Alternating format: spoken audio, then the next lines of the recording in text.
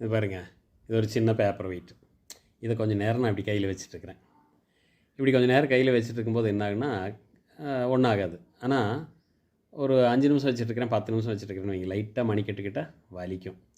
அப்போது ஒரு மணி நேரம் வச்சுட்டு இருந்தேன்னு வச்சுக்கங்களேன், கொஞ்சம் முழங்கை வரைக்கும் அப்படியே வலிக்க ஆரம்பிக்கும். இதையே ஒரு நாள் முழுவதும் நான் இப்படி வச்சுட்டு இருந்தேன்னா என்ன ஆகுன்னு நினைக்கிறீங்க?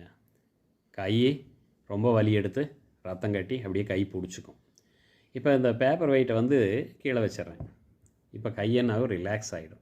அது மாதிரி தாங்க, நமக்கு யாராவது ஏதாவது கெடுதல் பண்ணிட்டா அதையே மனசில் வச்சுக்கிட்டே இருந்தோம்னா நம்ம மனசு அப்படியே வெயிட் அதிகமாகி ஆகி எப்படி நம்ம பேப்பர் வெயிட்டை எடுத்துகிட்டு இருக்கும்போது கை வலிச்சதோ அந்த மாதிரி மனசு வலிக்க ஆரம்பிச்சிடும். அப்போ என்ன பண்ணணும், பேப்பர் வெயிட்டை கீழே இறக்கி வச்ச மாதிரி அவங்க நம்மளுக்கு செஞ்ச தீமையை இறக்கி கீழே வச்சுருங்க. அதை சுமந்துட்டு இருக்கனால நம்ம மனசுக்கு தான் கஷ்டம். அந்த தீமையை நம்மளுக்கு செஞ்சவங்களுக்கு அதனால் எந்த பாதிப்பும் வரப்போகிறதில்ல. பேப்பர் வெயிட்டுக்கு எதாவது பாதிப்பு வந்ததுங்களா? நம்ம கைக்கு தானே பாதிப்பு. அந்த மாதிரி அதை இறக்கி வச்சுருங்க. அவங்கள மன்னிக்கிறதும் மன்னிக்காததும் அதெல்லாம் உங்களுடைய சொந்த விருப்பம். ஆனால் மன்னிச்சிட்டிங்கன்னா இன்னும் கொஞ்சம் ரிலாக்ஸ் ஆகிடுவீங்க. அவ்வளோதான்.